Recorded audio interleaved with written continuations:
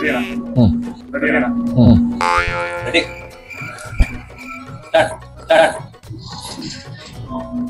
Boss ಇಂದ ಹೊರಗಡೆ ಬಂದ್ಮೇಲೆ ಯಾರ್ಯಾರು ವಿಶ್ ಮಾಡಿದ್ರು, ಯಾರ್ಯಾರು ಭೇಟಿ ಮಾಡಿದ್ರು?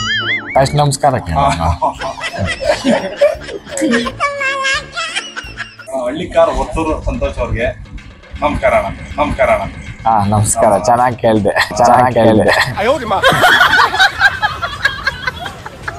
ಬಿಗ್ ಬಾಸ್ ಇಂದ ಹೊರಗಡೆ ಬಂದ್ಮೇಲೆ ಸಿನಿಮಾಗೆ ಏನಾದ್ರು ಆಫರ್ ಏನೇನು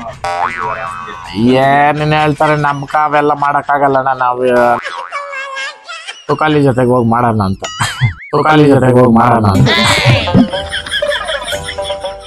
ಆ ಬೀಡಿ ಕುಡಿಯೋ ಬದಲು ಲಾಲಿಪಾಪ್ ಬರ್ತದೆ, ಅದು ಹಿಂಗೆ ಇಕ್ಕೊಂಬಿಡು ಬಯಾಗ. ನಿನ್ಗೂ ಒಳ್ಳೇದೆ, ಎಲ್ರಿಗೂ ಒಳ್ಳೇದೆ.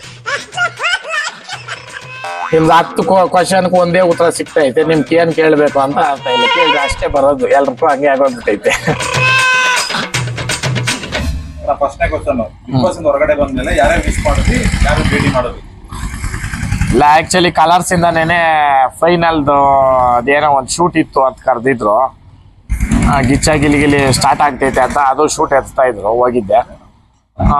ಸಂಗೀತನ, ತುಕಾಲಿನ, ಪ್ರತಾಪ್ನ, ಆಮೇಲೆ ಈಶಾನಿ, ಆಮೇಲೆ ವಿನಯ್, ಕಾರ್ತಿಕ್, ತನಿಷನ ಮೀಟ್ ಮಾಡಿದ್ರು. ಅಂದ್ರೆ ಗೊತ್ತಿದ್ದು ಫ್ರೆಂಡ್ಶಿಪ್ ಆಗಿ ಒಳಗಡೆ ಹೋಗಿ ಕಿತ್ಲಾಡಿರೋರು ಅವ್ರೆ. ಗೊತ್ತಿಲ್ದಿರ ನಾವಿಬ್ರು ಹೋಗಿ ಎಲ್ಲೋ ನಾನ್ಕ ಬೇಜಾರಾದಾಗ ಆತ್ನ ನಿಂತಿರೋದಿರ್ಬೋದು, ಆತ್ನಕ್ ಬೇಜಾರಾದಾಗ ನಾನು ನಿಂತಿರೋದಿರ್ಬೋದು. ಅದು ನಾವು ಫಸ್ಟೇನೆ ಮಾತಾಡ್ಕೊಂಡು ಮಾಡಿದ್ದಂತೂ ಅಲ್ಲ. ಹೊರಗಡೆಯಿಂದ ಜನ ಬಂದು ಹೇಳ್ಮೇಲೆ ಗೊತ್ತಾಗಿದ್ದು ಆ ಬೀನ್ ಬ್ಯಾಗ್ದು ಸ್ಟೋರಿ ಅಷ್ಟು ಓಡ್ತೈತೆ ಅಂತ. ಸುದೀಪ್ ಅಣ್ಣ ವಾರಕ್ಕೆ ಹೇಳೋರು. ಒಂದು ವಾರ ಹೇಳಿದ್ರು, ಬಿಗ್ ಬಾಸ್ನ ನೀವಿಬ್ರು ಪ್ರೊಡ್ಯೂಸರು ಡೈರೆಕ್ಟ್ರು ಸೇರ್ಕೊಂಡ್ರೆ ಏನ್ ಬೇಕಾದ್ರೂ ಮಾಡ್ತೀರಾ ಅಂತ ಹೇಳ್ತಾ ಇದ್ರು. ಇಲ್ಲ, ಹೋದ ವರ್ಷನೂ ನಾನು ಬಂದಿತ್ತು, ನಾನು ಹೋಗಿರಿಲ್ಲ, ರೇಸ್ ಮಾಡೋ ಬಿಸಿನಲ್ಲಿ. ಈ ವರ್ಷ ಬಂದಿತ್ತು. ನಮ್ಮೂರು ಕೆರೆ ಹತ್ರ ದುಗ್ಲಮ್ಮನ ದೇವಸ್ಥಾನ ಐತೆ. ಫಸ್ಟ್ ಕಾಲ್ ಅಲ್ಲೇ ಬಂತು. ನಾನು ಓಕೆ ಅನ್ಕೊಂಡು ಸುಮ್ಮನೆ ಯಾರಿಗೂ ಹೇಳಿರಲಿಲ್ಲ. ಕೋಇನ್ಸಿಡೆನ್ಸೋ ಇಲ್ಲ ಏನೋ ಅನ್ನೋದು ಗೊತ್ತಿಲ್ಲ. ಮತ್ತೆ 2-3 ದಿನ ಬಿಟ್ಟು ಅದೇ ದೇವಸ್ಥಾನ ಹತ್ರ ಬರ್ತೇನೆ, ಅಲ್ಲೇ ಕಾಲ್ ಬಂತು ಬಿಗ್ ಬಾಸ್ದು. ಎಲ್ಲ ಇದು ದೇವ್ರು ಸಹಕಾರ ಮಾಡ್ತಾವನೆ ಅಂತ ಅಂದ್ಬಿಟ್ಟು ಮನೇಲಿ ಬಂದು ಹೇಳಿದ್ಮೇಲೆ, ಮಿಸ್ಸೇ ಮಾಡಬೇಡ, ಹೋಗು. 7 ಕೋಟಿ ಜನದಲ್ಲಿ ಬಿಗ್ ಬಾಸ್ ನೀನು ಕರೆದವ್ರೆ ಅಂತಂದರೆ ಅದು ವೇದಿಕೆ, ದೊಡ್ಡ ವೇದಿಕೆ, ಹೋಗು ಅಂದರು. ನಮ್ಮ ಹಳ್ಳಿಕಾರ ಬಗ್ಗೆ ತಿಳ್ಸಕ್ಕೆ ಅದೊಂದು ದೊಡ್ಡ ವೇದಿಕೆ. ಎಲ್ಲೋ ಲಕ್ಷಗಟ್ಟಲೆ ಜನಗಳಿಗೆ ಗೊತ್ತಾಗ್ತಾ ಇದ್ದಿದ್ದು, 10 ಕೋಟಿ ಜನಕ್ಕೆ ಗೊತ್ತಾಗಂಗೆ ಆಯಿತು. ಇವತ್ತು ಎಷ್ಟೋ ಹುಡುಗರು ಮೊಬೈಲ್ ಅಲ್ಲಿ ವಾಟ್ಸ್ಆಪ್ ಸ್ಟೇಟಸ್ ಅಲ್ಲಿ ಹೊರತೂರವ್ರು ಮಾತ್ರ ಸ್ಟೇಟಸ್ ಅಲ್ಲಿ ಮಿಂಚ್ತಾ ಇರುತ್ತೆ. ಅಂದ್ರೆ ಅಷ್ಟು ಅರ್ಥಗರ್ಭಿತವಾಗಿರುತ್ತೆ, ಮೌಲ್ಯಯುತವಾಗಿರುತ್ತೆ ಮಾತುಗಳು. ಹಂಗಂದ್ರೆ ಏನು ಏನು ಓದ್ಕೊಂಡಿರ್ಬೋದು ಮರ ಅನ್ನೋರು ಒಂದು ಪ್ರಶ್ನೆ ಇರ್ತದೆ. ನಿಮ್ಮ ಸ್ಕೂಲು, ಕಾಲೇಜು ಏನಾದ್ರು ಯಾವ ತರ ಅಂತ? ನಾನು MBA ಇನ್ಕಂಪ್ಲೀಟು, ಅದನ್ನು ಹೇಳ್ಬಿಡ್ತೀನಿ. ಇಲ್ಲ ಅದಕ್ಕೂ ನೆಕ್ಸ್ಟ್ ಕೇಳ್ತಾರಂತೆ ಸರ್ಟಿಫಿಕೇಟ್ಗಳು ತೋರಿಸ್ರಿ ಇದಂತ. ನಾನು ಕೆಲ್ಸಕ್ಕೆ ಹೋಗೋ ಇದಿಲ್ಲ, ನನಗೆ ಇಷ್ಟನೂ ಇಲ್ಲ.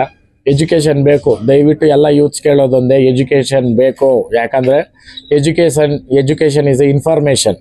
ಯಾಕಂದರೆ ಇನ್ಫಾರ್ಮೇಷನ್ ನಾವು ಯಾವ್ದಾನ ಒಂದು ಲೆಟ್ರ್ ಇರ್ಬೋದು, ಇಲ್ಲ ಯಾವುದೇ ನಮ್ಮ ಕೆಲವೊಂದು ತಿಳ್ಕೊಳ್ಬೇಕು ಅಂತಂದರೆ ಎಜುಕೇಷನ್ ಮಾಡಿದರೆ ಅದರಲ್ಲಿ ಗೊತ್ತಾಗ್ತದೆ.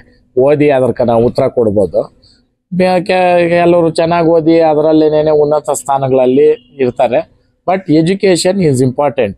ಮನುಷ್ಯನ ಲೈಫಲ್ಲಿ ಎಜುಕೇಷನ್ ಬೇಕು. ಸಂತೋಷ್ ಅವರು ಕರೆಕ್ಟ್ ಆಗಿ ರಿಪ್ಲೈ ಕೊಡ್ತಾರೆ. ಹಂಗೆ ಸ್ಕೂಲ್ ಪ್ರಾಜೆಕ್ಟ್ ತುಂಟ ತರಲೆ ಈ ತರ ಯಾವ ತರ ಇದ್ರು? ಹೌದು, ನನ್ನ ಡೆಲ್ ಸ್ಟೂಡೆಂಟು ಕಲ್ಪ್ರಿಟ್ ಅಂತಾನೆ ನನ್ನ ಹೆಸರಿಕ್ಕಿದ್ರು ಸ್ಕೂಲಲ್ಲಿ. ಎಷ್ಟೋ ಪಾಸ್ ಆಗೋಕ್ಕೆ ಎಷ್ಟು ಬೇಕು ಅಷ್ಟು ಮಾರ್ಕ್ಸ್ ತಗೊಂಡ್ರೆ ಸಾಕು ಅನ್ಸೋದು. ಎಜುಕೇಷನ್ನು ಎಲ್ಲರ ಲೈಫಲ್ಲೂ ತುಂಬ ಇಂಪಾರ್ಟೆಂಟು. ಯಾಕಂತಂದರೆ ಎಜುಕೇಷನ್ ಈಸ್ ಎ ಇನ್ಫಾರ್ಮೇಷನ್. ನಾವೇನೇ ತಿಳ್ಕೊಳ್ಬೇಕಂತಂದ್ರೂ ಎಲ್ಲಾದರೂ ನಮಗೆ ಒಂದು ಪೇಪರ್ ಓದಬೇಕಾದ್ರೂ ಓದಿದರೆ ತುಂಬ ಅನುಕೂಲ ಆಗುತ್ತೆ. ಓದಿದ್ದಾದಮೇಲೆ ನಿಮ್ಮ ವೈಯಕ್ತಿಕ, ನಿಮ್ಮ ಇಷ್ಟ, ಯಾವುದೇ ಕ್ಷೇತ್ರನೂ ಇವತ್ತು ಯಾವುದು ಕಮ್ಮಿ ಇಲ್ಲ. ಆಯಾ ಕ್ಷೇತ್ರಕ್ಕೆ ಅದರದ್ದೇ ಅದರ ಪ್ರಾಮುಖ್ಯತೆ ಐತೆ. ಬಟ್ ಎಜುಕೇಷನ್ ಬೇಕು ಲೈಫಲ್ಲಿ.